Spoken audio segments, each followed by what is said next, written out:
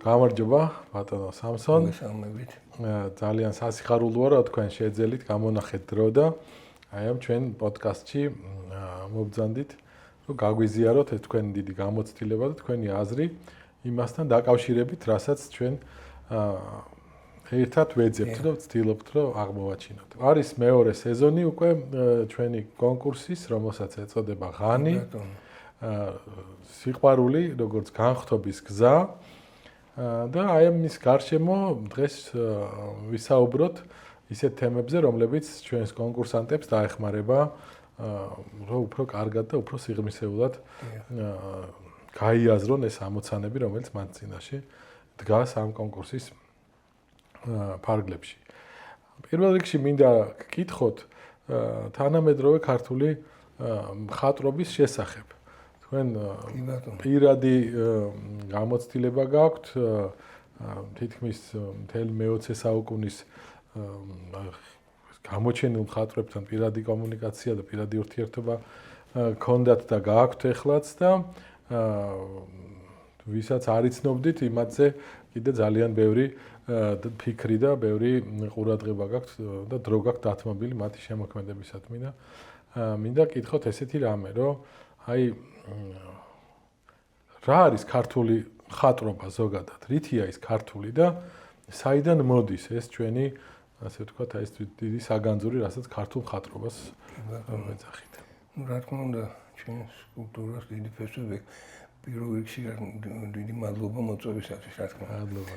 და აი ამ კულტურის თავგადასავალი, რა თქმა უნდა, მრავალათასწლოვანია. ამდენად ის გამოცდილება, რომელიც არსებობს ჩვენს ხელოვნებაში, არ ნიშნავს იმას, რომ ვთქვათ, მემკვიდრეობითობა არის რაიმე პასიური სახის მქონე, არამედ ეს მემკვიდრეობითობა ნიშნავს ცოცხალ მემკვიდრეობითობას.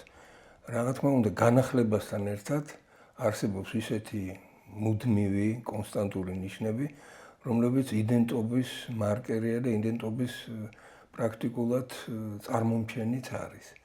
ამდენად ჩვენ, როდესაც ვსაუბრობთ ჩვენს ხელოვნებაზე, ბუნებრივია ეს არის მუდმივი პროცესი, ანუ მისი შემეცნება, მისი წვდომა არ არის ერთჯერადი აქტი, თავისთავად ცხადია და ეს არის თემატიზაციის სფერო, რომელიც გულისხმობს იმას, რომ ჩვენ ყოველთვის აქტუალურად უნდა გავიაზროთ საკუთარი თავი, აი როგორც სოკრატე ამბობს, შეიცან თავი შენი კულტურის, ასე ვთქვათ, წვდომა უნდა იყოს მუდმივი ამოცანა. ბუნებრივია, ახლა ჩვენ როდესაც ვსაუბრობთ მხატვრობის შესახებ, სხვადასხვა ეპოქაში სხვადასხვა სახე აქვს. ვთქვათ, შუა საუკუნეების ხელოვნება რომ გავახსენოთ, მასში რა თქმა უნდა ქრისტიანული პარადიგმა, რომელიც გადამწყვეტია ჩვენი კულტურისთვის, დიმიტრი თუმანიშვილი, სახელმოხვეჭილი ქართველი მკვლევარი, აღნიშნავს კიდეც, რომ ქრისტიანობა ეს არის ქართული კულტურის ხერხემალი. და ცხადია, შუა საუკუნეების ხელოვნებაზე როცა ჩვენ ვსაუბრობთ, იქ ნათელია, რომ უფრო, ასე ვთქვათ, ჰომოგენური, უფრო მთლიანი სურათი არის კულტურული იდენტობის და ქრისტიანული ხედვის, ქრისტიანული მსოფლხედვის. მაგრამ ჩემთვის ძალიან საინტერესოა და არა მხოლოდ ჩემთვის, რა თქმა უნდა, ის თვისობრიობა, რომელიც ახასიათებს ქართულ მხატვრობას უკვე სეკულარიზაციის ეპოქაში, განსაკუთრებით ეს შეეხება მე-20 საუკუნესაც, მაგრამ მე-19-შიც უკვე ამ პრობლემის წინაშე ჩვენი კულტურა იდგა. იმდენად რამდენადაც ჩვენ დავკარგეთ სახელმწიფოებრიობა, სამწუხაროდ დავკარგეთ ავტოკეფალია, მაგრამ ქართულმა კულტურამ შეინარჩუნა უზარმაზარი შემოქმედებითი მუხტი, კი არ შეინარჩუნა, არამედ გამტარი იყო ამ უზარმაზარი შემოქმედებითი მუხტისა და მიუხედავად ამ დაბრკოლებებისა, მან შეძლო ძალიან მაღალი რანგის ხელოვნების ნიმუშების შექმნა. და აი ამ თვალსაზრისით საგულისხმო არის რაში ჩანდა, თქვათ, ქრისტიანული განაცადი აი ამ კულტურაში, კერძოდ კი ვიზუალურ ხელოვნებაში. თავისთავად ცხადია, კულტურა გულისხმობს ბევრად მრავალ სფეროს, არა მხოლოდ მხატვრობას, მაგრამ ჩვენ ამჯერად აქცენტირებას ვახდენთ მხატვრობაზე. რომ გავახსენოთ მაგალითად ისეთი ქმნილება, როგორც არის ნინოქსნის ერისთავის პორტრეტი, ეს არის მე-19 საუკუნის 30-იანი წლები. ჩვენ უნდა მივაპყროთ ყურადღება იმას, რომ ამ ნაწარმოებში არის მემკვიდრეობითობა ძალიან ცოცხლად დაცული, მიუხედავად იმისა, რომ ეს აღარ არის ფრესკა, ეს არის დაზგური მხატვრობის ნიმუში, არც ხატია, ცხადია, მაგრამ მასში არის იმ მემკვიდრეობითობის სიცოცხლე დაცული და თანაც არის საკუთარი ეპოქის, ასე ვთქვათ, მოთხოვნების და გამოწვევების დონეზე. ამ ნამუშევარში მონუმენტალიზაციაც არის წარმოჩენილი. ამ ნამუშევარში არის ძალიან დიდი მნიშვნელობის მქონე ფაქტორი, ანუ ქალის როლი ქართულ კულტურაში, ვინაიდან ქალის, ასე ვთქვათ, მხატვრული სახე ამ შემთხვევაში არის ინდივიდუალური, ძალიან პიროვნული. და ეს მემკვიდრეობითობა მხოლოდ მხატვრობის გამოხატულება კი არ არის, თქვა სააქტიტორო პორტრეტისა, რადგან ჩვენი ხელოვნების ისტორიკოსები მშენობენ, არამედ ჩვენ შეიძლება გავახსენოთ, თქვა იგივე ვეფხისტყაოსნის პერსონაჟები, ხო, რომლებიც არანაკლებნი არიან მამაკაცებზე. აი, უკვე წმინდა პავლეს კონცეფცია, რომ კონცეფცია კი არა პრაქტიკულად ეს არის ჭეშმარიტება, რომ ქალი და მამაკაცი თანასწორია, ხო?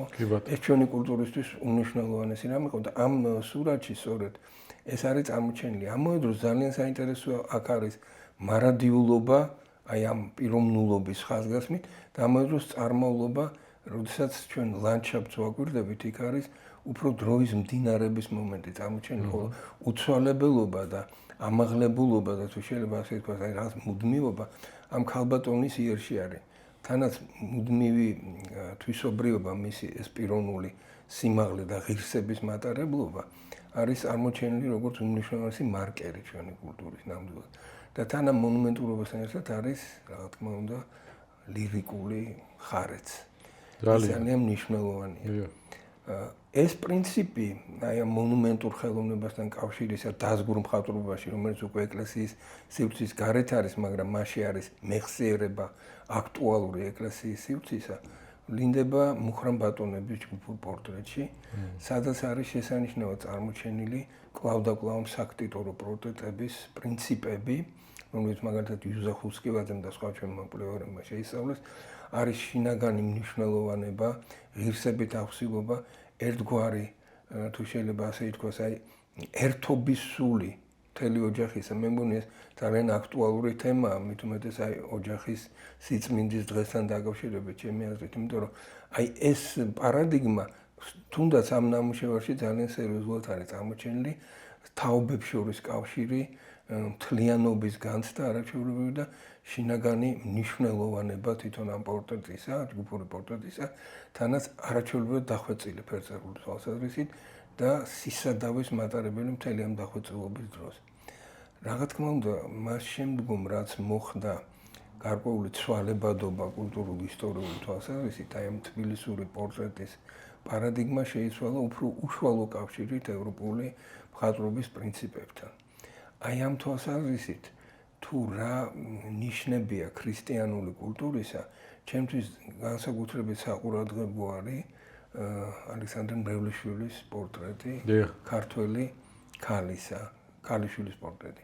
აქ პირდაპირ ასე ქრისტიანულ ხედვას ხო ხაწერა არ არის. საოცარი პორტრეტია ეს. მაგრამ რაში, აი დიახ თქვენ ბრძანეთ, რაში არის საოცარი, იქნებ თქვენც ბრძანოთ, საინტერესოა თქვენი შეხედულება, რომ დიალოგის ფორმა ქონდეს. ხო, იცით რა არის, მაგ პორტრეტს რო უყურებ, მე ბევრი რაღაც ასოციაცია მიჩნდება სხვადასხვა ევროპული, ასე ვთქვათ, გრაფიკული პორტრეტების ან სხვადასხვა თანამედროვე, ასე ვთქვათ, პორტრეტების, მაგრამ განსაკუთრებულად აი ჩვენ ვისაუბრია და ისე თქვენ დაგესესხებით რა, რომ თვითონ განცდა აქ ისეთი გამომეტყველება აქ ამ ახალგაზრდა ქალს, რომ რაღაცა ტრანსცენდენტული მომენტი შემოდის თვითონ ამ გამომეტყველებიდან გამომდინარე. სადღაც იყურება, შეიძლება ითქვას, რომ საერო ფორმატში დახატული წმინდანის სახეა რა, რაღაცნაირად აი ესეთი განცდა მიჩნდება, თუმცა და თვითონაც აი ხატრულადაც ისია გაკეთებული, რომ სიმუქიდან ამოდის სინათლე და კონცენტრირდება სწორედ გამომეტყველებაზე. ძალიან ზუსტი ხედვა, რასაც თქვენ ბრძანებთ და ამ ნამუშევარში ჩემი აზრით არის არაჩვეულებრივად წარმოჩენილი სისადავე უბრალოება, სათნოება, რაც ქრისტიანის შინაგანი ბუნების მახასიათებელია, რა თქმა უნდა. აქ არ არის არანაირი თამაში, არამედ საოცრად უშუალოდ არის წარმოჩენილი ეს თვისობრიობა. რა ვიცი, დღევანდელ სამყაროში ზოგ შემთხვევაში ეს პრობლემურია, რა თქმა უნდა, მაგრამ როდესაც ვაკვირდებით ამ პორტრეტს, ჩვენ ხედავთ, რომ შეიძლება უბრალო ადამიანში იყოს რაღაცა კრისტალური სისუფთავე. და ეს ცხადია, რომ რელიგიურ განცდას უკავშირდება. შეიძლება არ იყოს თქვა წიგნიერებასთან დაკავშირებული მომენტი, არამედ იყოს შინაგანი თვისება ადამიანის. ხო, აი ეს მინდოდა მეკითხა თქვენ და ნელ-ნელა შევდივართ აი ჩემი კითხვის ფორმატში, რომ რა ხერხები არსებობს მე ტექნიკას არ მხატვრულ ტექნიკას არ გულისხმობ. აი თვითონ გადმოცემის მაგ პორტრეტში მაგალითად ისეთი რაკურსით არის ეს სახე მოტრიალებული, რომ თვითონ ეს თითქოს დინამიკაც იგრძნობა აი ამ გამოხედვაში. აი რა ხერხები არსებობს, რა შეიძლება უთხრათ ჩვენ კონკურსანტებს, რომ დაუკვირდენ, შეისწავლონ, ან თვითონ რაღაც გაიაზრონ, რა ხერხები არსებობს აი საერო შხალებში, რა თქმა უნდა, არადოგმატურ მხატვრობაში, რომლითაც შეიძლება გადმოიცეს აი სულიერი ამაღლების და სულიერი სწრაფვის, ღვთისადმის სწრაფვის რაღაცა მომენტები. აი მაგ პორტრეტში აშკარად რაღაცა ისე აქვს ავტორს გაკეთებული, რომ ნახველს პირდაპირ უბიძგებს აი ესეთი ემოციებისკენ და თუ არის რამე აი ესეთი თქვენ კვლევაში, თუ არის რამე ხერხები და თუ ეს ხერხები კიდე ქართულად შეგვიძლია დავასახელოთ, მით უფრო საინტერესო იქნება. აი ამ სულიერი გზის, სულიერი სრულყოფის გზაზე ადამიანის მაბიძგებელი ხერხები თუ არსებობს ხატრობაში და ჩვენ ხატრობაში. აი ეს საინტერესო კითხვა რა თქმა უნდა და არა მხოლოდ ამ პორტრეტთან დაკავშირებით შეიძლება ითქვას. განსაკუთრებით უნდა ვისაუბროთ ალბათ ფიროსმაზე ამ კონტექსტში, იცით? იმიტომ რომ მისი მაგალითად წითელი მეთევზე, ხო? არის მაგალითი იმისა, როგორ შეიძლება საერო მხატვრობაში, რომელიც დუქნის სივრცისთვის იყო სავარაუდოდ შექმნილი, ხატწერასთან ძალიან მიახლოებული არის პრინციპები. ძალიან მიახლოებული. თანაც საოცარი რა არის, რომ ეს არ არის ოქროს ფონი, თქვათ, არა, პირობითი ოქროს ფონი, რომელიც სჭვალავს გამოსახულებას შუა საუკუნეების ხელოვნებაში.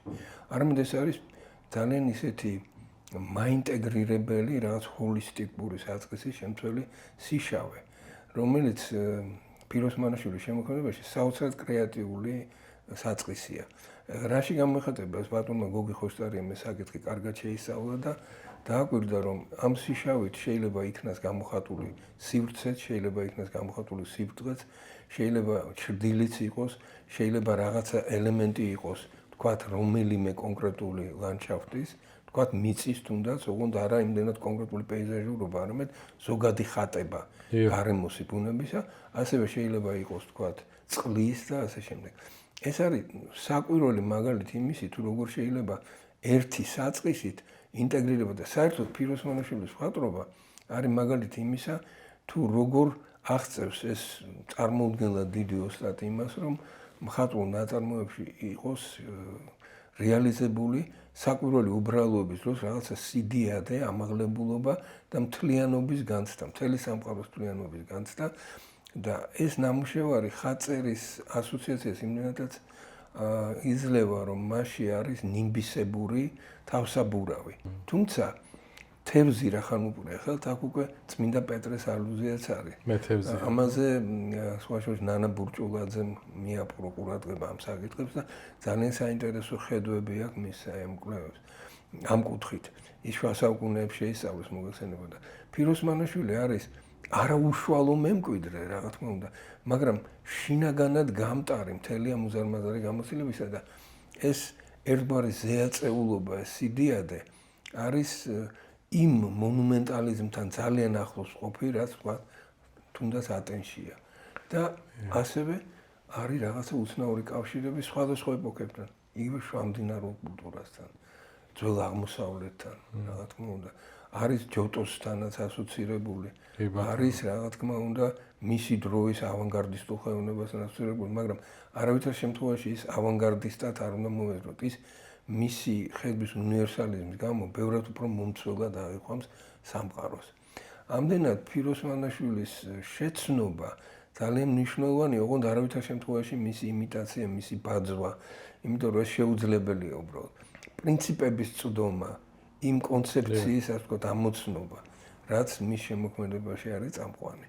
და ეს არის სწორედ, რა თქმა უნდა, თავიდან ბოლომდე ქრისტიანული ხედვა, საოცრად დიდი სათნოება, რაც არის ამ ნამუშევრებში და მთელი კაცობრიობის და არა მხოლოდ საქართველოს სიყვარული, რა თქმა უნდა. აი რაზეც თქვენ ბრძანეთ, აი განხრთობის თეოზისის საკითხები. იმიტომ რომ თეოზისი არის მოგესალმებით დაკავშირებული სწორედ სიყვარულთან, იმიტომ რომ საყოველთაო სიყვარული, ღვთის სიყვარული, ადამიანთა სიყვარული და აი სინერგია საღვთოსი და ადამიანურისა, ეს რა თქმა უნდა ფიროს მონაშულთან ძალიანძლიერად არის გამოვლენილი და ეს შეიძლება ინტუიციითაც არის, მაგრამ ის გამტარია აი ამ მთელი იმ სოფლ განცდისა და მსოფლმხედველობისა, რაც ქართულ კულტურას ახასიათებს. აი ეს თვისება აქვს მას. საოცრად ქართულია, ხო? კი ბატონო, აი ეს სისადავე, ეს ლაკონიზმი, ეს ამომწურავობა, ეს თუ შეიძლება ასე გაფილტრულობა უზარმაზარი საკაცობრიო ინფორმაციის და ჩვენ ხომ გზაჯვარედინი ვართ კულტურებს შორის, ასე ვთქვათ, მაინტეგრირებელი როლი გვაქვს. ჩვენ აღმოსავლურ სივრცესთანაც შენობით მოუბარნი ვართ დასავლურ სივრცესთან და სამხრეთულთან, ჩრდილოურთან, იმიტომ რომ ჩვენ რაღაცნაირად შუაგულისეულობა, იმიტომ კი არა რომ ჩვენ სხვაზე უკეთესი ვართ. უბრალოდ ჩვენი ისტორია არის აი ამის დასტური. იმიტომ რომ ჩვენ აი თუ შუამდინარეთი არსებობდა, არსებობს შუაზღვეთი და ჩვენ ამ შუაზღვეთის მაინტეგრირებელი სივრცე ვართ. ჩვენი მთელი კავკასიის, ასე ვთქვათ, მრავალფეროვნების დამტევნი ვართ მნიშვნელოვანწილად. კი ბატონო. ეს თვისება აქვს. უფრო აქით რო წამოვიდეთ, უფრო ჩვენსკენ, ასე ვთქვათ რა. კი ბატონო. აი მე-20 საუკუნე დაიწყო. ვიმოგზაუროთ ასე ვიმოგზაურობა. მე მგონი ძალიან საინტერესო არის, რა თქმა უნდა, გიგო გაბაშვილმა წამოიწყო ეს თემა რელიგიური დღესასწაულების მასშტაბური წარმოჩენის და ეს დიდი ოსტატია, დიდი მხატვარია, მაგრამ მე ამ შემთხვევაში მინდა რომ მოსე თოიძეზე გამოვხილ ყურადღება მის მცხეთობაში არის არა პირდაპირი, მაგრამ წარმოჩენა ამ ქრისტიანული პარადიგმისა ცოტა რთული გზით, მაგრამ ძირეულად.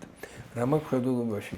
აქ არის სუფრა წარმოჩენილი, სხვადასხვა სოციალური ფენის ადამიანები არიან თავმოყრილი, აქ არის დღესასწაულის სივრცე და დღესასწაულის სივრცე ნიშნავს რუტინული, ყოველდღიური ყოფითი გარემოდან, ასე ვთქვათ, გასვლას და რაღაცა, ასე ვთქვათ, უფრო მაღალ განზომილებასთან შერთვას, არა? ამაზე მირჩა ელიადეც გვესაუბრება ჩვენ რელიგიათმცოდნე, ძალიან სერიოზული მოგესალმება და აქ რა არის საინტერესო? იქ არის ცეცხლის, ასე ვთქვათ, ვირტუოზული წარმოჩენა ფერწერული ხერხებით, ძალიან დამაჯერებელი და ხეებია ასევე, რომლებიც არის სიცოცხლის ხის ასოცირებას აღძრავს. ისინი გუმბათისებურად თითქოს და არის განთავსებული უკანა პლანზე და ძლავრი პლასტიკურობით გამოირჩევა. თვითონ ეს ადამიანების ჯგუფი არის როტაციული რიტმით თითქოს ფერხულისებურად გაერთიანებული და აქ ერთობის სულია. და ქართულ ტრადიციულ დარბაზულ არქიტექტურაში, რომლის ალუზია არის ეს მხატვრობა, დიდწილად არის სწორედ მნიშვნელოვანი კერის და დედაბოძის ერთობა. დედაბოძი ეს არის ახსის მუნდი, ეს არის სამყაროს ღერძი. და აქვე არის ეს კერის, ასე ვთქვათ, ცეცხლი, ხო? და ეს ყველაფერი აერთიანებს დარბაზის სივრცეში კერა, დედაბოძი და გვირგვინი, მთელი სამყაროს მოდელია პრაქტიკულად წარმოჩენილი და დაძრულობის პრინციპი არის დაცული სწორედ აი ამ ნაგებობაში.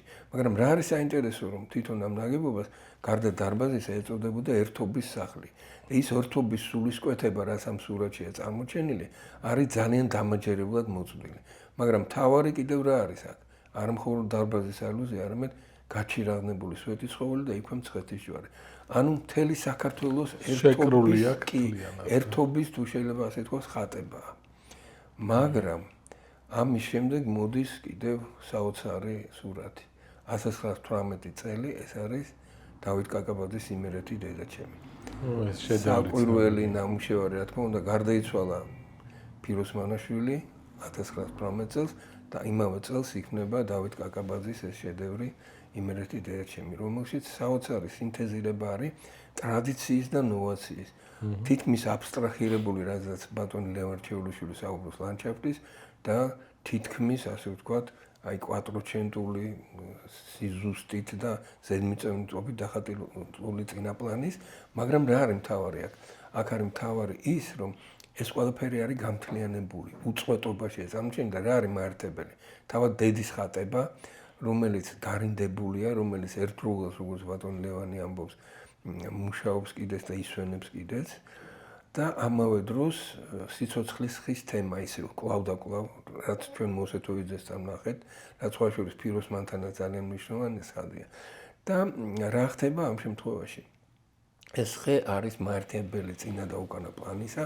ის არის ფაქტურად საკრალური სიცოცხლის ხის ახალი ვერსია, ვარიაცია ამ თემაზე და ამავე დროს საგულისხმო რა არის, რომ ეს არის საოცრად ხალვათი სივრცე და კარმიდამო, რომელიც იქ არის წარმოჩენილი, ეს არის წალკოტისებური სივრცე და ეს შემთხვევითი არ არის ეს ჩემს მიერ თქმული წალკოტისებურობა, იმიტომ რომ ჩვენი ეთნოლოგები ლაპარაკობენ ქართული კარმიდამოს, ამ შემთხვევაში კოლხური უდასახლის კარმიდამოს საკრალურობაზე და თავისებურ მართლაც სამოთხისეულ, ასე ვთქვათ, განწყობაზე. და ეს განცდა მით უმეტეს, როდესაც იქ არის წარმოჩენილი ჭიშკარი ძველებური, როგორც მედიატორი შინასა და გარეს შორის, ძველებური კოლხური უდასახლები და ლანდშაფტი, რომელიც დაკვალული ადამიანის შემოქმედებითი, ასე ვთქვათ, საქმიანობით, სამიწათმოქმედო კულტურით და ამ კუთხით ჩვენ უნდა გავახსენოთ ჩვენ უძველესი მევენახეობისა და მეხორბლეობის კულტურა ვართ, რომელიც შემამზადებელი ათასწლეულების მიღმა ქართული კულტურა ემზადება ამ შეხვედრისათვის, რასთან? ქრისტიანულ წესთან და რიგთან, ეს არის ზიარების საიდუმლო, ხო? სხვა შორის იმავე დავითს აქვს არაჩვეულებრივი ნაწილმორტი, ულაკონიურესი, რომელიც ფიროსმანიშვილის ნაწილმორტების ანალოგიურად უაღრესად სადა და ტევადია და იქ არის ნაჩვენები, რომ ჩვენ ვართ მეღვინეობის კულტურის უმნიშვნელოვანესი კერა. აი ეს არის დავითის შემოქმედებაში წარმოჩენილი. თუმცა მასზე უსასრულოდ შეიძლება საუბარი, რა თქმა უნდა, მარტო დავითის შესახებ. თვითონ ამ იმერეთის ლანდშაფტის აღქმა დავითისეული ძალიან კი ბატონო, მაგრამ აქ კიდევ საოცარი რამ არის, მაგალითად მის კოლაჟებში ხდება ისეთი რამ, რომ მისი კოლაჟები ამაზე ირმა მათიაშვილი ამახვილებს ყურადღებას, ისეთნაირად აგებულია, ისეთი ტექტონიკურია, რომ ლამის ქართული საეკლესიო არქიტექტურის, ასე ვთქვათ, იგივე სამთავისის ფასად შეიძლება შეგვახსენებდეს. კოლხური უდასახლის ტექტონიკურობა შეგვახსენებდეს და ასე შემდეგ. ანუ რა არის, რომ ქართული მხატვრობა ახდენს აი ქართული კულტურის სხვადასხვა გამოხატულებების ისეთნაირ წარმოჩენას, რომელიც მის ენაზე იმავე თუ შეიძლება შინაგან რიტმს და შინაგან თვისობრიობას ატარებს, ოღონდ ცხადია ფერწერის ენით, ფერწერული შესაძლებლობით, ან კოლაჟის ენით, თქვა, სხვადასხვა მასალებით, ავანგარდისტული დამხრობა იქნება უფრო ტრადიციონალისტური თუ სხვა, ყველგან ეს არის ძალიან მნიშვნელოვანი დავით კაკაბაძის. ის არასოდეს არ არის მაიმიტერებელი იმისა, რაც უკვე შექმნილი, არამედ ყოველთვის ახალ შესაძლებლობას იმავე მარადიულს, ანუ ჭეშმარიტების და ცვლადობის თავისებური მხვედრობა. ცვლადობა, რომელიც თვითმიზანი კი არ არის, არამედ განახლება არის, ცოცხალი განახლება იმისა, რაც მუდმივია და რაც ზეაღმატებულ ჭეშმარიტებას მოიცავს. მისი წვდომა, მისდამი გულისხმური. აი ეს არის კაკაბაძის შემოქმედების მნიშვნელოვანი მახასიათებელი.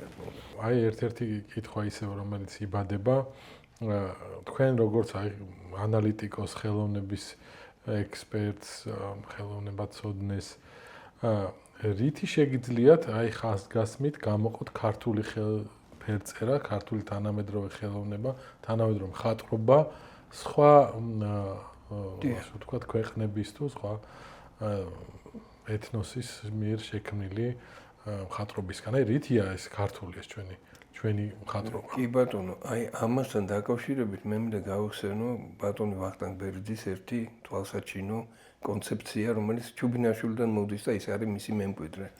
ეს არის რამოდენიმე არსობრივი მახასიათებელი. ეს არის ცხადი აგებულება, ლაკონიზმი, უაღრესად ტექტონიკური სიმწყობრე, ნათელი აღნაგობის პრინციპები და ამავე დროს შინაგანი სიმდიდრე, საკვირველი პოეტურობა და სისავსე ერთგვარი, რაც აი ამ ლაკონიზმის არსებობის დროს გულისხმობს შინაგან ამომწურველობას შეიძლება ითქვას. აი ეს გაფილტრურობა, რაზეც წეღანაც მე ყურადღება გავამახვილე, ძალიან მნიშვნელოვანია ჩვენი კულტურისათვის, იმდენად, რამდენადაც ჩვენს თქვათ სივრცეს, ჩვენი ყოფობის სივრცეს ახასიათებს უზარმაზარი ინფორმაციული ნაკადების შემოდენა. მაგრამ ამ შემთხვევაში მთავარი ის არის, რომ ადამიანი და ამ შემთხვევაში არა მხოლოდ ინდივიდი, არამედ საკუთრივ კულტურა, ქართული კულტურა, რომელიც ინდივიდებისგან შედგება, მაგრამ ამ ინდივიდებს აქვს რაღაც საერთო თუ შეიძლება ასე ვთქვას, ველი, საკუთარი კულტურული იდენტობისა, ხო?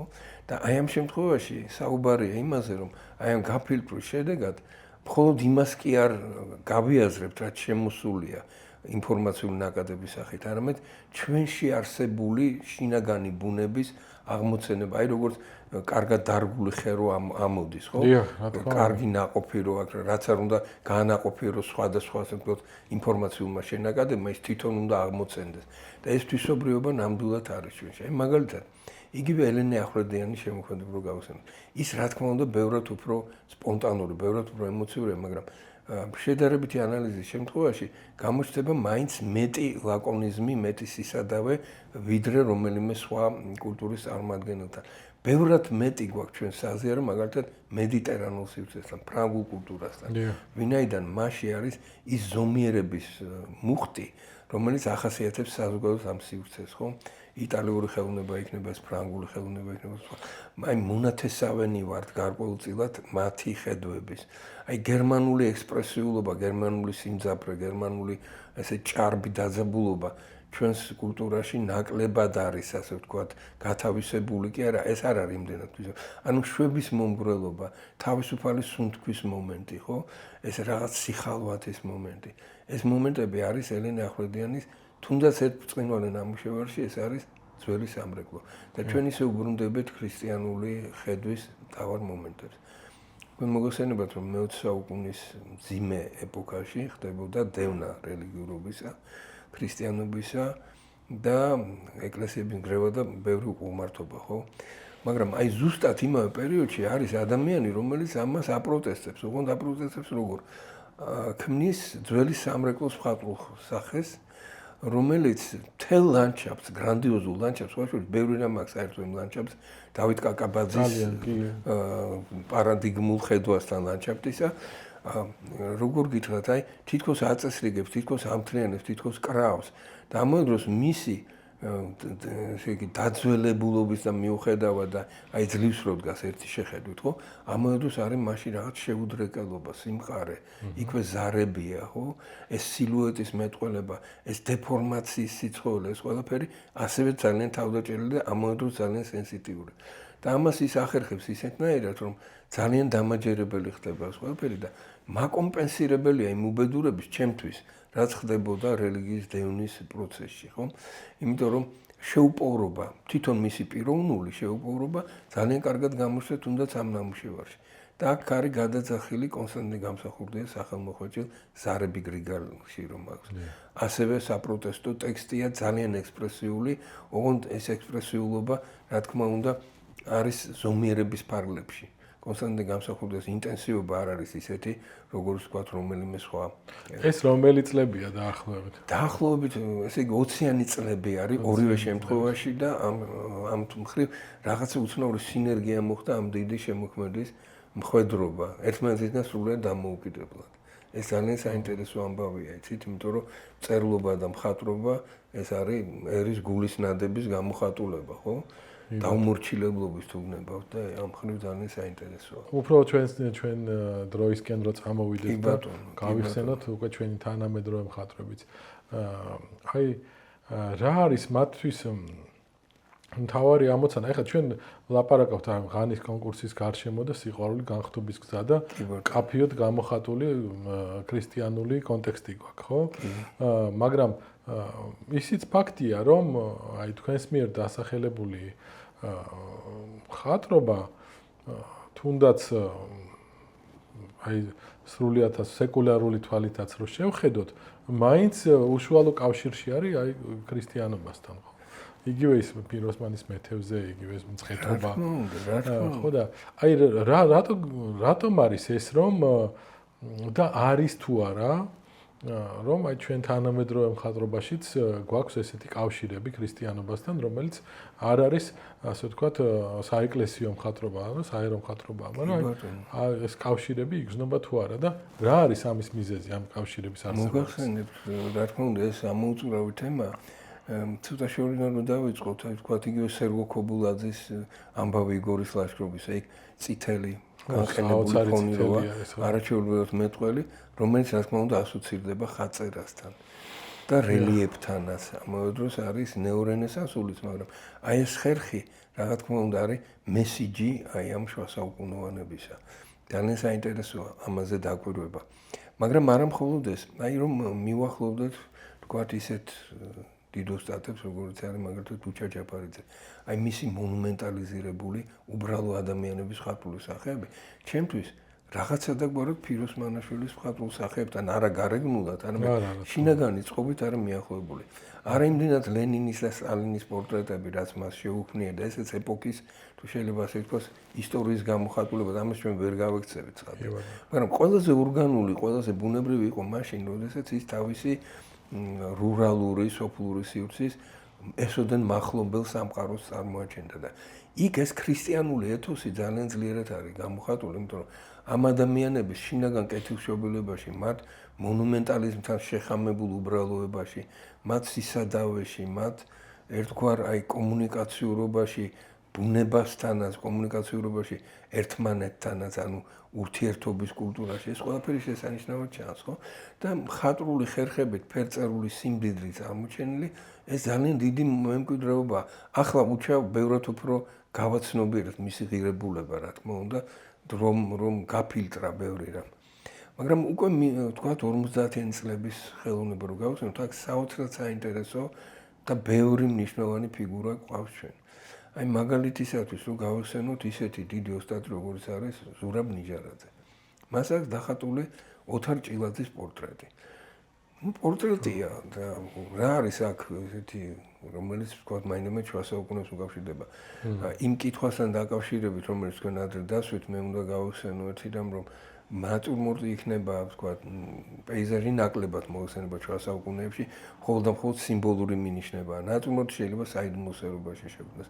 პორტრეტი უფრო პირობითია რა თქმა უნდა ეს საქტიტორო პორტრეტებია. ჩემი ხედვით აქ ხდება ძალიან საინტერესო რამ.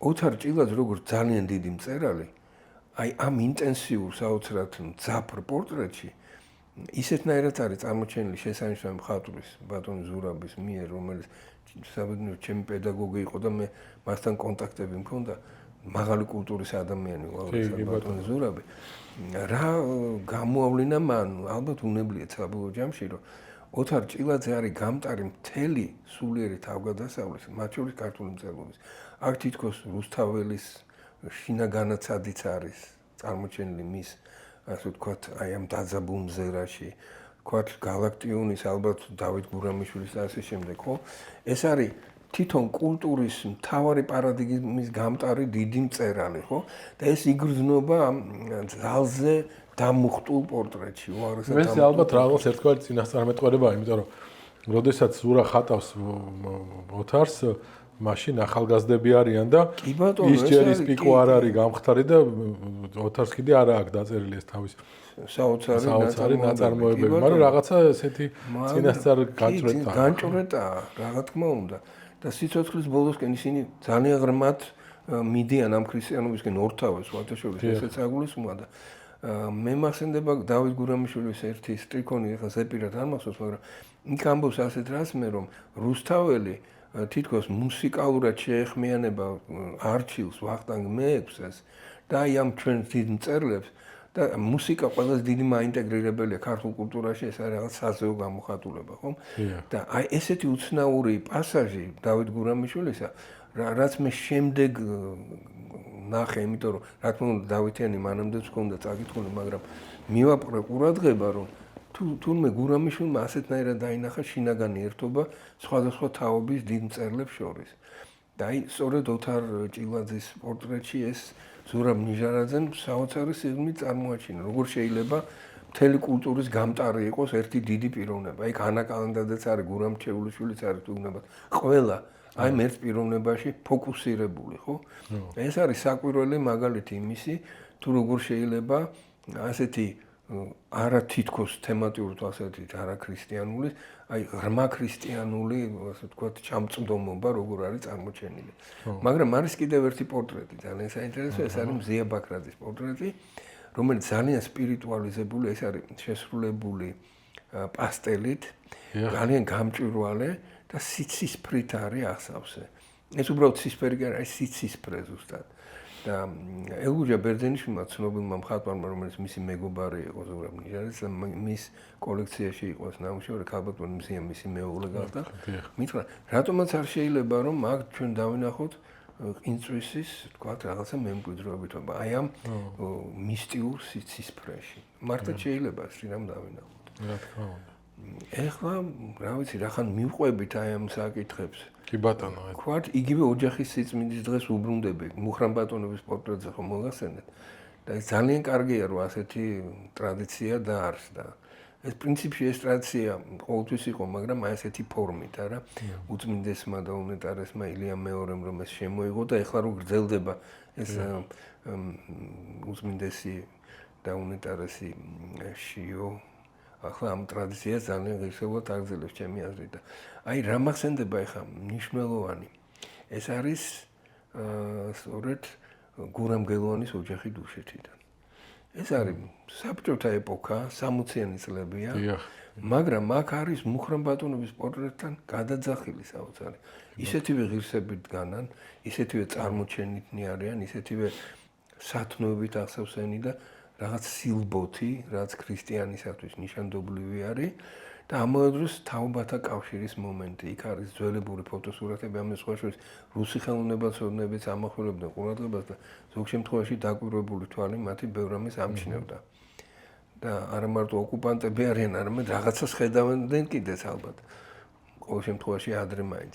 და აი რისი თქმა მინდა, რომ აი ამ შემთხვევაში არის არაჩვეულებრივად კონცენტრირებული აი ოჯახის სიწმინდის და კერის განცდა, რაც ჩვენ ვნახეთ მოსეთოვიძის მსხეთობაში. ოღონდ იქ უფრო მასშტაბურად, უფრო მრავალსუნთო. ამ შემთხვევაში უფრო ლოკალურად, მაგრამ ძალიან თავმოყრილად და ძლიერად. და ეს მონუმენტალიზმი იქ რაც არის, ასევე, რა თქმა უნდა, ესეც ტრადიციული არის. სისადავე და დეფორმაცია, რომელიც არასოდეს არ არის ზღვარს გადასული. ესეც მნიშვნელოვანია, თქვენ რომ ბრძანეთ ჩვენი მარკერი, რაც არ უნდა ძლიერი დეფორმაციები იყოს, ჩვენ ყოველთვის ვერიდებით, რომ აი რაღაც უკიდურესი სალტო მორტალეები იყოს ამ თვალსაზრისით, ხო? აი დავით კაკაბაძის პერფექციონიზმი, ფიროს მანაშვილის თავდაჭერილობა, აი ამის მაგალითებია ყველაზე ესეთი თვალსაჩინო. ეს პორტრეტი საოცრად ის არის სადაა ერთი მხრივ. და შეიძლება ითქვას, რომ რაღაცნაირად აი ევროპულ თანამედროვე აი მე-20 საუკუნის ევროპის ბოლო მხატვრობასთანაც საკმაოდ ახლოს არის და ამავე დროს არის საოცრად ქართული. კი ბატონო, ეს განცდა არის. პლასტიკა, თვითონ ეს მოყვანილობა ამ ფიგურების, აი თვითონ ბავშვის დგომა, რაღაც არის ამაში გარკვეულწილად კი არა, აი ძალიან ქართულია რა, აი ეს ქართულობა კიდევ რაშია, ეს არის ძალიან საინტერესო. სადღაც 30-იან წლებში ერთ გერმანელ მხატვარს აქვს დახატული ასევე ოჯახის, ასე ვთქვათ, აღმნუსხველი სურათი, რომელშიც სრულიად სხვა ტიპის სივრცეა, მეტი ექსპრესია, აქ არის მოზომილობა, საოცარი და თან რა მნიშვნელოვანი მომენტია, ეს რელიეფისებური აგების პრინციპი, რაც ჩვენი კულტურისათვის ძალიან მნიშვნელოვანია. შუა საუკუნეების რელიეფურ ხელოვნებაში გამოსახულებანი ფიგურატიული არასოდეს არ იჩემებს დამოუკიდებელს, არასოდეს არ ცდილობს რომ ეს დამოუკიდებელ გვალქანდაკებად იქცეს. ვინაიდან თვითონ ტაძრის სხეული ეს არის მაცხოვრის ასე ვთქვათ გამოხატულება და ის არის სამყაროს მოდელი, რა თქმა უნდა, უზენაესი, ხო? და ამიტომ წილნაყარი, ვინც არის, ტიტორი იქნება თუ იქნება წმინდანი, ხო? ისინი არიან წილნი აი ამ ტაძრის სხეულების, დიდი მთლიანობის, ხო?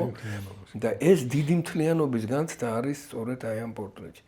და ის სხვა შორის არისტოკრატული წარმომავლობის იყო ბატონი გურამი თვითონ, მაგრამ უბრალო ადამიანებში ეს დაინახა. არა აქვს მნიშვნელობა, რომელი სოციალური სტრატაა, ყველგან არის ეს თვისობრიობა და ამაზე ძალიან საინტერესოდ გვესაუბრება ჩვენ ვახუშტი ბაგრატიონი. იგივე დასავლეთ საქართველოში უბრალო გლეხი რო არისტოკრატულობის მატარებელი. აი ეს თვისება, რა თქმა უნდა, აქაც არის. ეს თავდაჭერილობა, ღირსება და ამავე დროს კეთილგანწყობა სამყაროსადმი პრაქტიკულად, ოღონდ თავისი ავტონომიურობის დანარჩუნებით, არა? კი არ შეგეზილება, არა? არამედ თავის დისტანციას იცავს და თან კეთილგანწყობილია, თან მოყვასია. აი როგორც ამბობს მამა გაბრიელი, ხო ამას მოყვასო რო უყვარდა ამის თქმა, ეს აი ამ სურათში იგრძნობა. აი ეს აღსანიშნავია თითქმის აი ყველა აი ამ სურათში როგორი დგომა არის, აი ინოერის თავის პორტრეტშიც და სხვა აი თვითონ ეს ფიგურები როგორ მყარად არიან დამდგარი, ასე თვითონ რაღაც წარდგომილები არიან თითქოს. წარდგომილები, აი ზუსტი ეს არის განსაზღვრება თქვენი მხრივ, იმიტომ რომ ეს წარდგომილება არის სხვა შორის დავით კაკაბაძის ავტოპორტრეტი 1917 წლისა და მე მინდა გავხსენო ერთი რომ აი კამარში ხელის ჩავლების ღირსეული პოზა მუხრან ბატონოვის პორტრეტში, შემდეგ დავით კაკაბაძის ავტოპორტრეტში, შემდეგ გურამ გელოვანის ოჯახში დუშეთიდან. და კამარი რა არის? ეს არის ნებების მოთოკვა, ეს არის თუ შეიძლება ასე თქვას მართვა საკუთარი კონტროლი, სხვა სულიერების, ხო? ისგანაც მაგალითად მე ნამდვილად შორსა ვარ, მაგრამ ეს იდეალი ხო არსებობს, არა? და ამიტომაც რა თქმა უნდა ეს რაღაცნაირად მუდმივი თემაა და ამოტივტივებულია სხვადასხვა მხატვრებთან. ეხლა რელიეფის პრინციპს რომ შევეხე, მე მინდა გავხსენო თენგიზ მირზაშვილის მხატვრობა. აქაც ეს რელიეფის პრინციპი, რაც ფიროსმანთან ჩვენ ვნახეთ, სულ სხვა მასშტაბით, რა თქმა უნდა, ბატონ თენგიზთანაც არის მიწის განცდა. რადგანაც გრიგოლ რობაქიძე გვესაუბრება ჩვენ როგორც ძალიან დიდი განმჭვრეტი ხედვის მატარებელი ადამიანი, ფიროსმანზე ის ამბობს მიწის დედობას, როგორც გნობს ფიროსმანაშვილი. და აი მიწის დედობას ძალიან ძლიერად გნობს თენგიზ მირზაშვილი. ეს არის ლანდშაფტები, რომლებშიც ეს მიწის პირველქმნილი, ასე ვთქვათ, პირველ სტიქიისეული საწყისი, მასზე დატანილი რელიეფების მაგვარად პირობითი გამოსახულებები, თითქოს ნიშნობრივი ფიგურები იქნება თუ ნაგებობები და ის არის პრაქტიკულად თუშეთის გოგენია რა, პირობით ათოვიტყვით ნამდვილად და ну მე წილად უნდა სიხარულე მასთან კონტაქტი მქონდა და ძალიან კარგად ვიცი როგორი სიღრმისეული ხედვა ჰქონდა მას ქართული კულტურისა და სხვათა შორის ასევე გამოამჟღავნა ეს ვეფხვისა და მოყმის ბალადა როდესაც დაასურათ ეს პატარა წიგნია და შესანიშნავი მაგალითი მოხდა იმისი როგორ შეიძლება იყოს კავშირი საფლავის ქვების სამყაროსთან და ძველებურ წარწერებთანაც რა თქმა უნდა ესეთი საოცრად მნიშვნელოვანი ოსტატი გვყავს ჩვენ. მაგრამ აი სწორედ რა არის საინტერესო თუ კი შუა საუკუნეებში აი მსოფლმხედველობრივი ჰომოგენურობა განსაზღვრავდა იმას რომ მაინც უფრო ერთიანი სურათია, ხო? და უფრო მყარია მსოფლმხედველობა სეკულარულ სივრცეში აი ამ მეხსიერების ინტენსივობა ჩვენი კულტურის ძალაზე მეტყველებს. აი მაგალითისათვის მე შემიძლია გავხსენო თუნდაც რამოდენიმე ჩვენი გამოჩენილი ოსტატი. ჩემი მასწავლებელი იყო ასევე დიმიტრი ხახუტაშვილი, რომელიც ფერჭარბი მხატვრობით გამოირჩეოდა. ეს იყო გატაცება 50-იან წლებში. სიცოცხლის მიწურულს მან საოცრად საინტერესო სერიები შექმნა. ეს არის ქართული კამილოტი პრაქტიკულად, უცნაური სივრცე, გრანდიოზული არქიტექტურული ნაგებობები, რომელიც მეგალითურობის და შუა საუკუნოვანების რაღაც უცნაური ნაზავია, კოშკები, ძველებური ქართული და რაინდული და მეომრული საქართველო.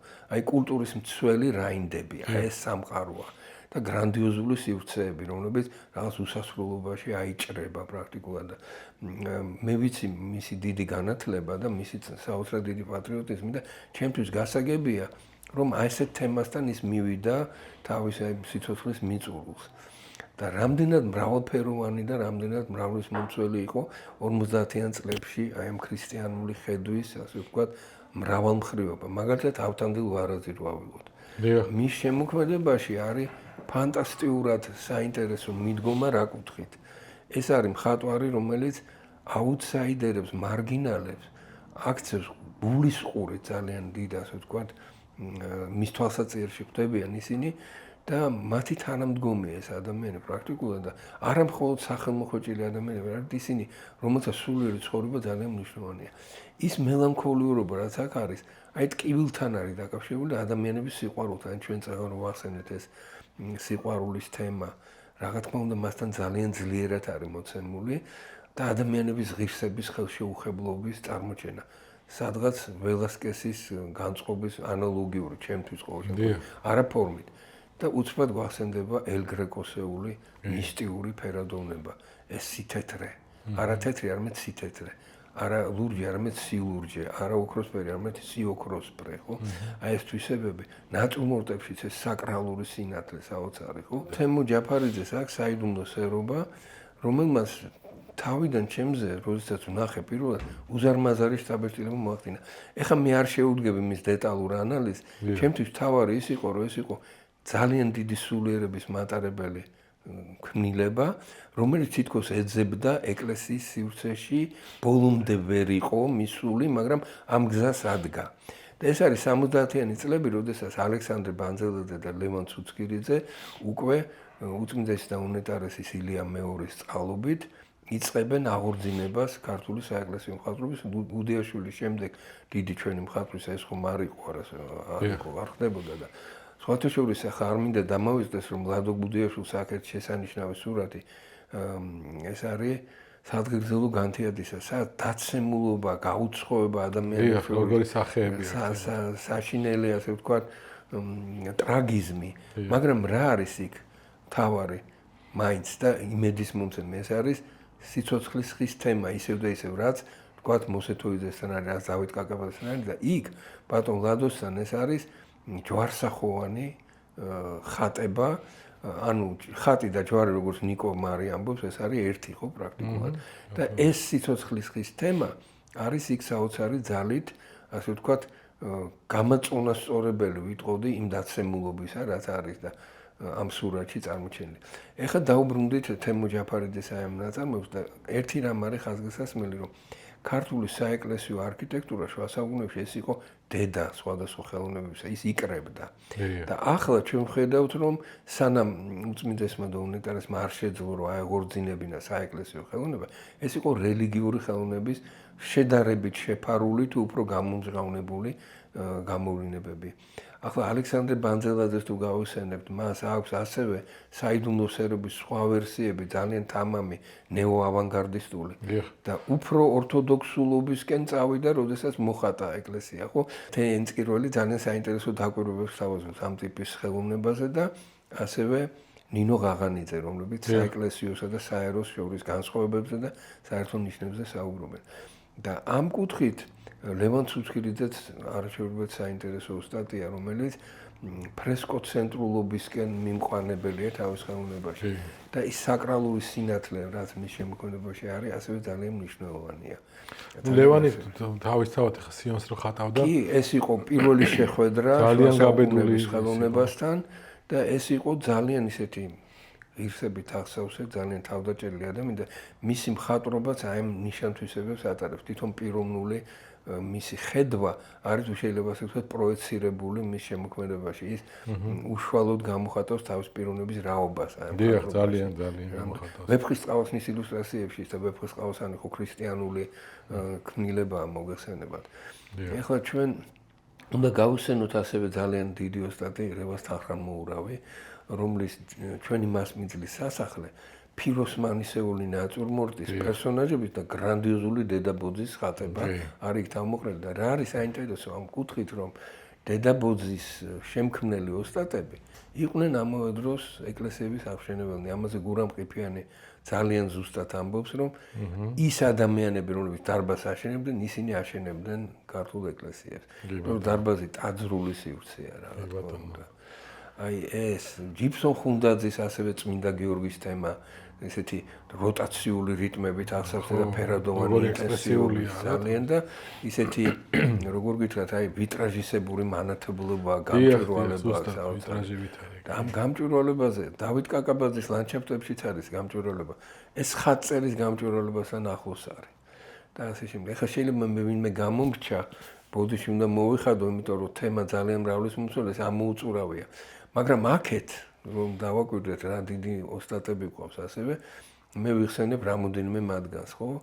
დაუშვათ გია ბუღაძე, რომელმაც ქართლის ცხოვრება გამოიხმო, ეს შორეული წარსული კი არ არის საქართველოსი, არამედ ეს არის აქტუალური მუდამ თემა და წარსული თითქოს თვითონ ცნება გეუბნება რომ სადღაც მიდის, მაგრამ გამოხმობა ნიშნავს იმას, რომ ისტორია ის კი არ არის რაღაცა ოდესღაც რომ მოხდა, არამედ შენში რომ ცოცხლობს ის განცდა როდესაც ქრისტიანობა მკვიდრდება საქართველოში, ხო? გიამეს საოცარი ძალით და ესეთი მისტიური ნათებით წარმოაჩინა თავის ხატვრობაში. რა გაკეთა ირაკლი ფარჯიანმა? ფაქტიურად თაბორის ნათლის გამოხატულება მისი, თქვათ, საიდუმლო სერობა, ხო?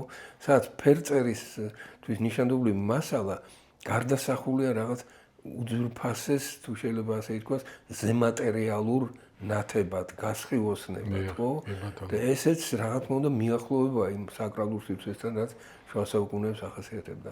ლევან ჭოღოშვილის მხატვრობა რომ ავიღოთ, რომელშიც საკვირველი ძალით არის ნაჩვენები ის ტრაგიზმი, რაც დამახასიათებელი იყო სამწუხაროდ ჩვენი არისტოკრატიისათვის და ისევ და ისევ საკტიტორო პორტრეტებთან კავშირი, ისევ და ისევ ქართული არისტოკრატიის აი ამ ტრაგედიის წარმოჩენა, საკვირველი დელიკატურობით, საკვირველი, როგორ გითხრათ, უფაქიზესი კულტურის წარმოჩენილი სიმყიფე და მონუმენტურობა, ესეთი უცნაური პარადოქსი და მასაა დახატული ქეთევანი სხატება, რომელიც არის ძალიან შთამბეჭდავი, წმინდა ქეთევანის.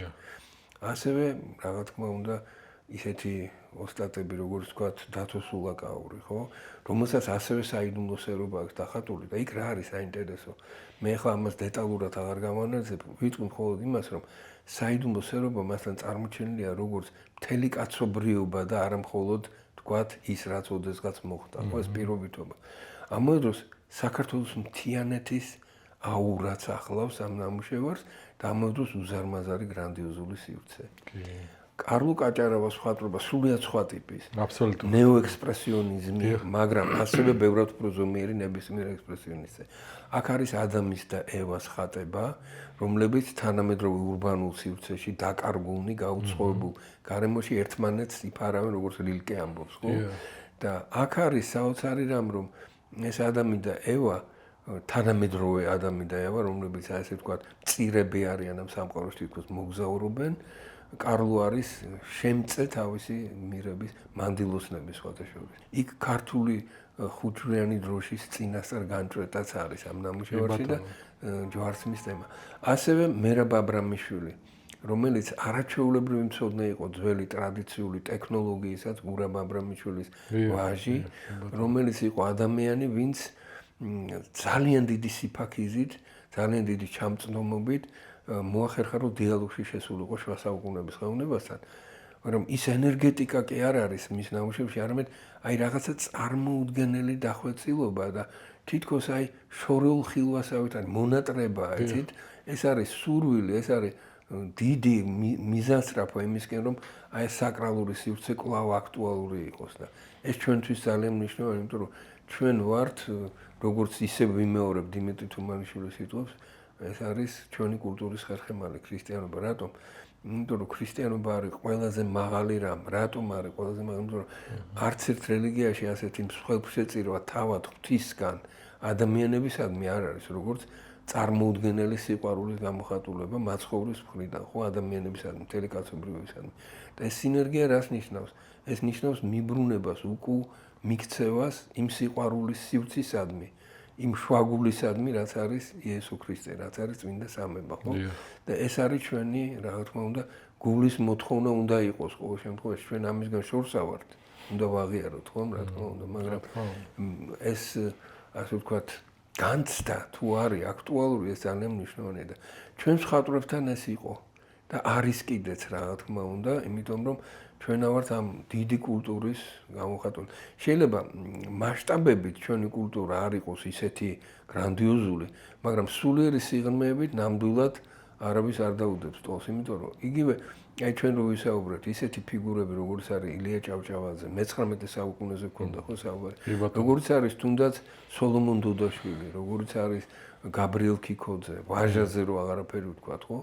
ეს საოცარი ეპოქაა, როდესაც დაკარგული გვაქვს სახელმწიფოებრიობა, დაკარგული გვაქვს ჩვენ ავტოკეფალია, რომელიც საბედნიეროდ აღდგა ისე როგორც უნდა აღდგარიყო და ეს არის უდიდესი სამსახურება უწმინდესი და უნეტარესის კათოლიკოს პატრიარქის ილია მეორის, ხო? აი ესეთი საოცრად საინტერესო და ტევადი ეპოქა და ეს არის ერთ-ერთი პარადოქსი საერთოდ კულტურის. იგივე აღორძინების ხანაში არ იყო ესე პოლიტიკურად წელგამართული, ხო, იტალიური კულტურა, მაგრამ ის როგორ შედევრებს ქმნიდა, თავისთავად ცხადია გრანდიოზულს, ხო? და ჩვენ, რა თქმა უნდა, ჩვენ კამერულნი ვართ უფრო, მაგრამ ამ კამერულობაში უნივერსალურნიც ვართ ნამდვილად. იმიტომ რომ ეს არის ჩვენი თვისობრიობა. ეს ქართულ პოლიფონიაშიც ჩანს ძალიან კარგად, იმიტომ რომ აი როგორც დარბაზის სივრცე არის შეიძლება ეს კნელთან მაკავშირებელი, ისე ქართული სიმღერა, სადაც ნიადაგი არის, ესე იგი კერა, ასე რომ ვთქვათ, დედაბოძე არის მეორე ხმა და ვთქვათ, გვირგვინი არის მზახრი, მოძახილი. რადგანაც სხვა შორის იოანე პეტრიც იგვესაუბრება, ხო? მან ტრინიტარული სიმბოლიკა, აი სწორედ ქართული მრავალხმიანობის სახით წარმოაჩინა და ესეც შემთხვევითი არ არის. და ეს ტრინიტარულობის პრინციპი, რა თქმა უნდა, ჩვენთვის შინაგანად ძალიან მახლობელია. იგივე ორნამენტში, წმინდა გეომეტრიული სტრუქტურები, ვთქვათ, ბიომორფული სტრუქტურები და ასტრალური სტრუქტურები როგორ არის ერთმანეთთან შეხმატკბილებული. ამაზე ჩვენი მკვლევარები საუბრობენ კიდევაც. ასე რომ ეს სერიოზული კულტურაა, მაგრამ ჩვენ ზედმეტად არ უნდა გავამაყდეთ, არამედ უბრალოდ უნდა მივაყურადოთ, აი როგორც გვასწავლის გურამ ასათიანი, ხო, თავის შესანიშნავ წყობლებაში სათავეებთან. აი ასეთი ან აკაკი ბაქრაძე, ან იგივე დიმიტრი თუმანიშვილი, ასეთი მოაზროვნეები, ზურაბ კაკაბაძე და სხვები, ხო? ეს არის ასევე საინტერესოა ეს ადამიანები, თქვათ იგივე ზურაბ კაკაბაძე, რომელიც მიუხედავად იმისა, რომ ის თითქოს საერო ფილოსოფოსი იყო, პრაქტიკულად მიახლოებული იყო ქრისტიანულ პარადიგმასთან ნამდვილად. ალბათ პარალელების გავლება შეიძლება იმას შორის, რასაც ქართველი მხატვრები ახორციელებდნენ და მწერლები ცხადია და ფილოსოფოსები მოაზროვნეები. აი რა ვიცი ეს ბადნასამსან აი რა მინდა დასასრულისკენ მივდივართ უკვე და ძალიან გული მწყდება რომ კიდე ძალიან ბევრი რაღაცა გვაქვს სათქმელი, მაგრამ აი რა მინდა გკითხოთ კიდე. აი ხვალინდელ დღეს როგორ ხედავთ? აი რა შეიძლება უთხრათ ჩვენ ახალგაზრდა დამწყებ ცოტა ბანალურად ღერს ეს ყველაფერი, მაგრამ აი იმათ ვინც ახლა აპირებენ გადადგან ნაბიჯი და ეს ნაბიჯი უნდათ რომ იყოს ქართული, უნდა იყოს აღმატებული რაღაც განსაკუთრებული ახალი ხელოვნების შექმნაში. რა შეიძლება გქონდეს ჩვენ დავუშვათ რა 20 წლის მერე. აი როგორ ხედავთ თქვენ ქართულ ხელოვნების? აი რომ ვიოცნებოთ ასე ვთქვათ, ან რაღაცა ესეთ წინასწარ განჭრეტა რო ვთქვათ. ბატონო, სურვილები გამოვთქვათ, არა? გამოვთქვათ. ეხლა რა არის? ჩვენ მაგალითები ძალიან დიდი გვაქვს. აი თუნდაც 50-იან წლებში როგორ მოხდა რომ აი ამ პოსტსტალინური ლიბერალიზაციის შემდგომ და დღეს ამას ჩვენ უფრო მეტად ვხედავთ და მეტად აღვიქვამთ, რაოდენ ძლიერი თაობა მოვიდა. შემდეგ მოხდა კიდევ გენერაცია, ახალი გენერაცია გაჩნდა, ხო? რომელმაც სრულიად სხვა გზები დასახა, სხვა ბილიკები დასახა, მაგრამ თავარი რა არის? ჭეშმარიტება ხომ ერთია, მაგრამ ამ ჭეშმარიტებასთან მიახლების გზები არის განსხვავებული. თავარია რომ ჩვენ დავინახოთ და ჩვენმა მხატვრებმა, შემოქმედმა ადამიანებმა თუ რა არის, ასე ვთქვათ, ის ღერძული, რაც ამ კულტურას ახასიათებს, თავისუფლების განცდასთან ერთად, არავითარ შემთხვევაში არ უნდა იყოს ისეთი რამ, რომ ჩვენ ასე ვთქვათ, გზადაკარგულები ვიყოთ. ჩვენ სერიოზული ღერძი გვაქვს ჩვენი კულტურისა, მაგრამ იმას მუდმივი, ასე ვთქვათ, მოვლა და პატრონობა ჭირდება, ისევე როგორც ხერო აღმოცენდება იმას ხო უნდა და მოსავალს ხო უნდა დაბინავება და ასე. აი ეს პრინციპი უნდა იყოს, რა თქმა უნდა, კულტურაშიც და ამის მაგალითები რა გვაქვს? ერთ-ერთი მნიშვნელოვანი მაგალითი არის დავით კაკაბაძე, რომელიც ამბობდა, რომ საკაცობრიო ჭერს ქვეშ უნდა იყოს ეროვნული განუმეორებლობა, ის თვისობრიობა, რაც ჩვენ გვაქვს, რაც ჩვენი ბგერაა სამყაროში, ხო? იმ სამყაროულ სიმფონიაში ეს ბგერა მნიშვნელოვანია. ისევე როგორც ქართულ მრავალხმიანობაში ჩვენი მუსიკის ბგერადობაა მნიშვნელოვანი, მთლიანად ქართული კულტურის ბგერადობა მნიშვნელოვანია მსოფლიო, ასე ვთქვათ, სიმფონიაში, ხო? ამიტომაც, რა თქმა უნდა, ჩვენ ეს მაგალითები ძალიან სერიოზული გვაქვს. იგივე დავით კაკაბაძის შემოქმედება არის დასტური იმისა, რომ ის არავითარ შემთხვევაში არ ბაძავდა უკვე იმას, რაც ოდესღაც შექმნილა ქართულ კულტურაში, მაგრამ გარეგნულად არ ამსგავსი, შინაგანად შემღწევი იყო იმ თვისობრიობაში, რასაც ქართული კულტურა თავისი უნივერსალიზმით ატარებდა, ხო? იმიტომ რომ ეს ხო არ არის მხოლოდ რაღაც ლოკალური მოვლენა. თუ შენ მნიშვნელოვანი ხარ, შენი ხმა არის სხვისი გულისთვისაც მისაწვდომი, ხო მართალია? აუცილებლად, რა თქმა უნდა. ხო და აი ეს თვისობრიობა მას ჰქონდა აღმოსავლური და დასავლური საწყისების, ასე ვთქვათ, ორგანული სინთეზირება. დიალოგი აღმოსავლურ კულტურებთან, იგივე იაპონურ ხელოვნებასთან და შემდეგ. ამავე დროს ძალიან ესეთი სიღრმისეული ხედვა მთელი ავანგარდისტული ხელოვნებისა, მაგრამ ამავე დროს ნეორენესანსულობაც მის ავტოპორტრეტებში, ხო? საოცრად მრავლის მომცველია ისიც. აი მისი ქანდაკება ზეტი რო ავიღოთ, რომელზეც ალბათ შემდეგ იქნება საუბარი. ამაზეც მეტყველებს ის მასში ქანდაკების, ასე ვთქვათ, ძალიან ძლიერი სინთეზირება ქანდაკებრივი ენისა, სადღაც ბრანკუსის კონგენიალურია ჩემი აზრით და ძალიან ძლიერი არის ამ თვალსაჩინო. მაგალითები ბევრი გვაქვს. იგივე ალექსანდრე ბანძელაძე, რომელმაც შენობით დაიწყო საუბარი დასავლურ ცივილიზაციასთან, ხო? აბსოლუტურად თავისი აბსტრაქციონიზმის ნიმუშებში. ავთანდილ ვარაზმა, რომელმაც შექმნა თავისი ტრანსფორმაციული ხელოვნება, ის ხარი, რომელიც საოცარი მიგნებაა, რა თქმა უნდა. კანდინსკის სახელოსნოში ამოტრიალებული იყო ერთი სურათი, რომელიც მან აღიქვა და უცბად აღმოაჩინა შესაძლებლობა აბსტრაქციონიზმის. ეს მოხდა კანდინსკის სახელოსნოში და სხვაგან არა. და ზუსტად იგივე მოხდა ავთანდილ ვარაზთანაც, როდესაც შარვალი იყო მიგდებული და სწორედ ავთანდილ ვარაზმა აღიქვა ამ შარვლის ტრანსფორმაციულ ხელოვნებად გარდაქმნის შესაძლებლობა. ანუ ადამიანმა უნდა მიაპროს გულისყური მის შინაგან ბუნებაში ჩამარხულ ინფორმაციას, მის კულტურაში არსებულ უზარმაზარ შესაძლებლობებს და ეს აღმოჩენა საკუთარ თავში უნდა იპოვოს. ისე უბრუნდებით ის რაც სოკრატემ თქვა, ხო შეიცან თავი შენი. ეს ნიშნავს შენი ერის შემეცნებასაც, იმიტომ რომ შენ პიროვნებაში ხომ შენი ერიც სუფევს და მთელი კაცობრიობა სუფევს, ხო მართალია? კი ბატონო, აი რომ წარმოვიდგინოთ ახლა რომ გადავალოთ თვალი იმ ამუშევრებს და იმ ავტორებს, რომლებიც თქვენ დაასახელეთ, შეიძლება რაღაც ერთიანობაშიც აღვიქვათ, ხო? ეს რაღაც დროში არის გამჭოლი რაღაცა ერთობა აი ამ ავტორების და დამოკიდებულება თუნდაც აი ოჯახთან, თუნდაც აი ცენტრალურ ღირებულებებთან, რომელიც რამდენი თითქმის 200 წელი გამოვიდა ხო ამ ანალიზის საფუძველზე და ამ 200 წლის განმავლობაში შეიძლება ითქვას, რომ ისინი არიან რაღაც გაერთიანებულები აი ამ ერთი სულით, აი ამ რაღაცა ქართული მხატვრობის სულით, ხო? თუ შეიძლება ასე. ეს ასეა დანამდვილებით და აი ძალიან დიდი ნაირობაა, ძალიან დიდი გამოვლინებაა პიროვნული განუმეორებლობისა, მაგრამ რაღაც ერთმიზნიანობა, რომელიც ესე დოქტრინული კი არ არის, თუ შეიძლება ასე რა დირექტიული, არამედ შინაგანი მოთხოვნაა. ისინი, რა თქმა უნდა, ერთსულოვანი არიან აი ამ მიზანსწრაფვით. და მთელი ეს მრავალფეროვნება მეტყველებს იმაზე, რომ რაღაც ინტეგრირება ხდება ამ ნაირობისა. როგორც ვერფლინი ამბობდა, მრავალფეროვნებაში ერთიანობის პრინციპი, ხო? აი ეს რაღაცა შეკვრა, ერთიან კონად ჩამოყალიბება, ხო? და ეს არის კეთილი ნაყოფის პრინციპი საბოლოო ჯამში, ხო?